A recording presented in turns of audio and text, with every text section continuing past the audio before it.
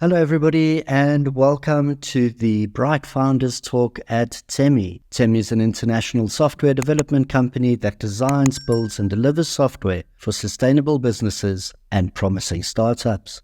My name's Matthew, and I'm joined today by Mr. Charlie Mortimer, who is the co-founder and CFO of a company called Stellar Fusion. How are you doing today, Charlie? Very well, thank you, Matthew. How are you? I'm great, thanks, Charlie. We got a little bit of an inside joke running today. Before we get going, can you tell us, our viewers and our listeners, a little bit about what it is that you do and where you are? Yeah, sure. So a little bit of background on myself. So I work at a company called Stellar Fusion. I run the modeling team here. I'm also the CFO, the financial modeling team. That is. My background is quite long. I mean, I was at Bristol University many years ago doing economics and following sort of competitive sports, and quickly realised the talent didn't quite match the ambition. So I decided to channel my energies elsewhere and followed the path into the big corporate jungle at a bulge bracket bank Citi group at that time, and I found my way into global markets, which is pretty dynamic, interesting place to work. And I ended up being at Citi for a whole 9 years, which we might touch on a bit more in time. And majority of my time there was spent in research, and that is that role is a fascinating role. I was covering companies, small mid-cap companies across Europe, their stories, writing research, building financial models, advising fund managers whether to buy, sell, or do nothing with these companies. And that was really where the formative ideas came from there to Stellar Fusion, where this company, we are building an interactive modeling platform on behalf of both investors and corporates. We spent some time, probably the most effective time that we spent at Citi working together, me and my co-founder Anik Haq, was working with investors and companies, building very simple financial models, much simpler than anyone would sort of imagine them to be, and helping investors get up the curve very, very quickly and form opinions on valuation in a matter of minutes and hours rather than days. And there's some extremely manual processes which we've been taking out, which I can go into more detail with you on. But it's an interactive platform that, as I say, connects those two worlds in a far more efficient way. In a world that's been lacking tech investment for a couple of decades really now. So we're trying to really change the way that's done, and we've made some good early strides. But yeah, it was a financial background into a startup, so big corporate jungle to the small, more roller coaster ride of startups, which has been great for the last 18 months. We've been full time on this project. So there's a couple of things to unpack there, and something interesting something I'd like to touch on there. You spoke about the jump. Tell us what that was like. I mean, you had a full-time job. You had stability, and you had this idea brewing, and you had to eventually say, right, I'm going to leave this and I'm going to focus full time on that. Was it an easy transition for you, or how did that go? Yeah, it's a question I've been asked a few times. I mean, it's chalk and cheese. You're talking about a very a massive organization, 250,000 people, very well structured progression in your role, very or formulated reviews and hierarchies within that, and then suddenly there's not 249,000 other people. There's 5 around you. You've got to go out, build those teams, put those structures in place, learn the amount of challenges, learning in all sorts of different directions, and working with a lot of different people. I'd say that's one of the I think in finance, of course, you're working with similarly mindseted people, and of course you specialize in what you do. I was a research analyst. I was writing reports. We had a tech team which I had sort of very minimal involvement in. We had a sort of a product team. Again, I could barely I couldn't name that team or where they sit. You have sort of email interactions. You go from that to sitting with a small team. You're directly interacting with everyone every day. You've got to understand their processes, how they work, how they're motivated, how to hire them before all of that starts. So I immediately realized that I loved it. I mean, it's those sort of challenges that make life super interesting, and you learn, of course, as everyone says, you learn the learning curve is super steep. And if you enjoy just picking up things that you don't know and getting on top of them, then this is the world for you. If you want the sort of the structured life where you're defined in what you're doing, and you've got a bit more clarity in that, then it's probably not for you. And it's certainly not for everyone. But you have to adapt to constantly being sort of slightly uncomfortable, I would say, in what you're doing, because you're not there's a sort of lack of certainty of when I'm dealing with various issues, that you just have to have the confidence that you'll be able to resolve, and the belief that you can. But yeah, I mean, I'd say in the old job, if I was sort of off for a few days, or management were off, I don't think that the company was going to be significantly affected. Whereas now, if one or two of us are off for a week, then that's a big proportion of the company. So you've got to change your sort of attitudes to most things pretty quickly. Otherwise, you're not going to survive. But it was a big jump, but a good jump. So it's still quite fresh though, time-wise, but it looks to me from what I've seen that you've made some pretty big, or accomplished a lot of interesting things. There's some success stories that you've been posting online. Can you talk us through the uptake and the reaction of people getting into the market? How's that been for you? Yeah, so we've been, I say, full-time for a year and a half. We've been going for more than 2 years as a whole. The number of sort of milestones that we've hit in terms of the scale of our coverage, and that's the bit of the business that I cover, so that's financial models. So that is just the number of models that we're creating, and now really the speed at which we're able to create them. So first we're sort of building 10, 20, 30 models. We're refining the structure of how we think about building models, those companies that help investors. We pivoted a bit of we pivoted somewhat in the type of investor that we're focusing, which meant a sort of a model restructure, and then a rescaling, constantly having to think about how ensuring everything that we do is super scalable, and investing in the tech that makes us scalable. So we've got over 250 models built now. We'll be accelerating that process significantly over the next 3 or 4 months, I would say, which should allow us to output and cover great swathes of the whole US, the US publicly listed companies, as well as making big ground on European companies. But that's a metric, obviously, that I follow: time to build models, and also the number that have been built. We have a number of so as I said, we have these two sets of customers. We have the investors themselves, of which we're now growing a base of them. So those are professional investors who invest in public equities, and then we also have companies, and we're working with more and more companies in terms of building a model for them that they can allow any investor globally to look at, and help those investors value their business, get to an investment conclusion much faster, and understand their business much more greatly. So we're building up both sides, both hoppers in that regard, and we've made a lot of progress in that, which is probably going in slightly better than we'd first anticipated. That's fantastic. It's great to hear. While we're on the point of funding, we did mention this briefly before we started today. Talk us through some of your situations, finding funding, speaking to investors, getting people to come on board.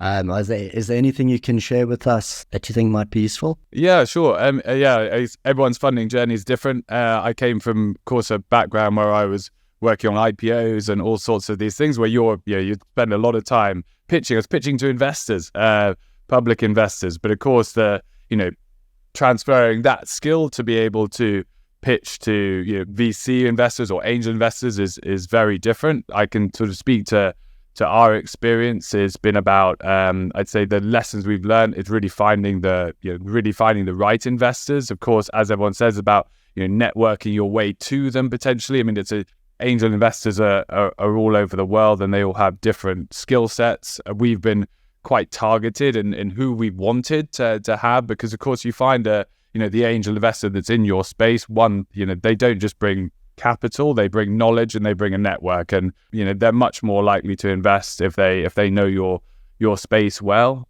So in terms of targeting and finding the right investors, and then really once you found them, then encouraging them to then use their network to help you find more investors, I think is quite an effective way. Of course, reaching out, having warm intros rather than going out cold is typically much more effective. So finding the right investors and using them to find more investors. The other thing I think, the toughest probably part was when you're pivoting the business slightly during a funding round. Clarity is super important. So simple messages, clarity, clear vision, very easily said, not necessarily so easily done. In the early stages, you're changing all the time. You're speaking to investors who have different advice on exactly where you should go. So it's that balance of listening to investors, but not reacting to all of them, and then ensuring that you have clarity and that your whole team had clarity, because it feeds through the whole, your whole team and organization. So that sort of clear top line message, if you can explain it very, very quickly on what you're doing, will help you resonate with investors. And for us, really demonstrating clearly how quickly scalable this could be, and the network effects. Like, there are normally 2 or 3 things that really get people really interested and excited. So I'd say that the right investors, the clarity, and the final balance between who you're pitching for. And this is a difficult one because everyone wants to pitch sort of tailored to them. You want to know the investor, you want to know them inside out, but really, you can't do that. You can't do a new pitch deck for every investor. You'll piss off the people who are helping you with it. And it's too much time and effort. But when you're speaking to US-based investors or US VCs versus UK ones, it's a different ballgame in terms of what they want to hear. So if you can keep your messaging quite simple within the deck, but then you can make sure you're tailoring it in what you're saying and how you're presenting it to the US investor who wants to hear the much more, this is the blue sky, this is where we could get to, and if we raise XX more, then we can go that much faster and that much bigger, which does that. That seems, from my impression, to fall. It doesn't seem to resonate as much with other investors. So find the right investors, make sure you're clear, and also tailor the message to the right degree to the investors would be the learnings. But I've just made it sound as if it's simple. Our journey, as everyone's has been a big roller coaster of ups and downs. And it's highly emotional. And I guess the last point is, just find coping mechanisms to deal with those emotions so that they don't distract you, don't take up too much of a mind share that you can't keep driving the business on. And I'm sure there are some people who are a lot better at that than me. And but finding, giving yourself that process to compartmentalize it, I think is actually as important as anything else as well.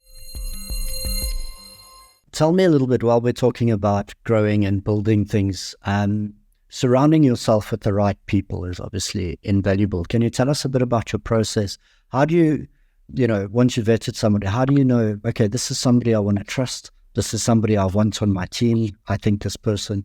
What is your process for bringing people into your circle? Yeah, that's a great question. There's always just a feel, and there's always an element of guesswork in that when you're assessing someone. They always, you read a lot about hiring slowly, firing quickly. Sometimes you realize at a later date that you've made mistakes, but startups is a lot about attitude, and the ability to want to take on challenges, and the ability to solve them. I think at these early stages, we all need to be able to do everything. So not to be, to be able to demonstrate that you're not scared of picking up new things and just running with it and working it out, and accepting that you might not be comfortable and that you might get things wrong, but that won't knock you back. That'll just, you'll learn from that and move on. And then, as the team gets bigger, you can bring in people who specialize in certain areas where they're more comfortable. But in these stages, it's about people who love challenges, whose response to most things that we want them to do is, okay, let's think about how we can solve this. Not an immediate, no, that's not possible, or this will take too long. It's you've got to be positive. You've got to believe, because that's how you wake up every day and think, I can build this massive business that no one's done before in an area that no one's done it. If you don't have a positive attitude and a keenness to take on challenges, then then if you don't have that instilled in your business, then I can't see how you have much of a chance aside from a hell of a load of luck. So yeah, we certainly look for that and positivity, right? Because you go through knockbacks, you find people who find faults in your product, you find bugs all the time, and if you let those things get you down, or you don't find ways of getting over them, then again you're a small team. It's infectious. Bad vibes and good vibes are both infectious either way. So that's probably one of the key things aside from whatever skills we need. I like that. I was going to ask you a little bit about that, dealing with knockbacks and challenges. Tell us a little bit now. What are you looking towards? What's coming up in the future? Without giving away too many industry secrets, what are your plans moving forward? So yeah, without giving away too much, I'd say we have some very lofty long-term goals, and I think that's crucial for us, and having clarity on like where we really want to get to. I'd say one thing we probably were a bit distracted by some of them in the earlier stages, going through that process of finding exactly where you want to go. And you speak to a number of investors, they you should be doing this, this is this is super exciting, this is your biggest opportunity, and you can sort of lose focus, and that like pure concentration on a singular space or a singular area where you're like, we can nail this quite soon is vital really for us. So I think we've hopefully got a better vision of having the short term. What are we going to do in the next 6 months? What does success look like, and how many customers and what product features does that look like to get us to that point?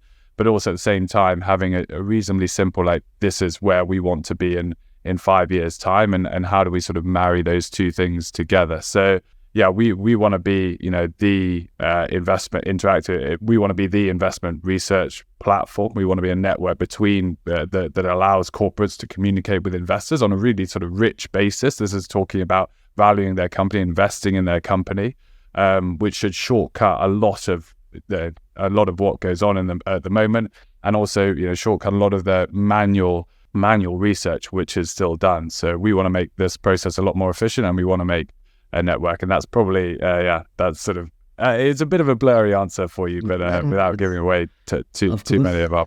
Of course, no, we won't steal any of your secrets. Charlie, I'm going to take a step off to the side. I'm going to go a bit rogue. I would like to ask you something on a more personal level. Tell me a little bit about your drive. Where does it come from? What is your motivation at the end of the day? What keeps you going through this? So it's a good question. So looking at me, fundamentally, I've always been very competitive. I grew up in a competitive household that was largely driven by playing lots of different sports. And I as I said earlier, I realized that at some stage that wasn't a career for me, unfortunately. But rechanneling that sort of competitive energy and curiosity into other things has served me quite well. And I tend to be quite focused and pure on a singular thing. So I'd say I'm driven by that sort of competitive spirit that I've always grown up with. I wouldn't claim to be the most entrepreneurial person. I wasn't the person building businesses at the age of 5, 6, 7, 15, 17. I was sort of been always focused on a few different things. And in this opportunity that arose, and I said Anik and I were working on this. We were working on this sort of project at Citi within our team. So we were, I was covering 20 companies, and we wanted to speak to all of these other companies and help them as well. And we developed this what's called off the beaten track product. And suddenly, just we stumbled across something here where this was starting to resonate quite a lot with investors. They just wanted simple models. They wanted a simple overview of the company. They didn't really, care for what my view of the company was longer term. They just wanted here are the important things. Here's a model, and that would get them quite a long way up that investment process curve. So we sort of stumbled across this somewhat, found that to be quite effective. The companies are also quite enjoying the interaction of the companies through this medium, and so yes, and then it sort of crossed our minds that this is something we could take elsewhere, and could make the industry way more efficient, and then really marrying that with the technology to be able to scale this without having to do it in a manual way. So But I'm now much more driven by this product and what we can do with it and achieving success with it. And it's so much fun. Right? It's bringing together expertise from tech. I'm driven by working in these sort of really diverse teams of skills. We have designers, you have tech people, we have financial people. We have modelers, and bringing all those people together in a really close, small team to design a product which, I think has a lot of power and a lot of use to it. I think is really my main driving force. There are lots of problems that we need to solve. Yeah, that's the exciting bit. It's solving those problems and having the belief that, having a competitive belief that you can do it. So yeah, that's what gets me up. So Charlie, I have one last one for you and then I'll let you go. Is there anything you'd like to leave our viewers and our listeners with, perhaps where they can find more information or how to get involved or anything like that? Yeah, so we've been growing our followers on LinkedIn, so you can find Stellar Fusion on LinkedIn. You can find go straight to the website if you're an investor and you want if you want to talk to us about using the product, then feel free to reach out to me directly or to go on to the website as well. Those are the two main areas. I'm always happy to increase my network and speak to people and hear interesting stories. So I should be responsive. Terrific. Charlie, I want to thank you again. We'll be keeping our eye on you. We wish you the best for the future. And it's been a pleasure. Pleasure's all mine. Thank you, Matt. Great to speak.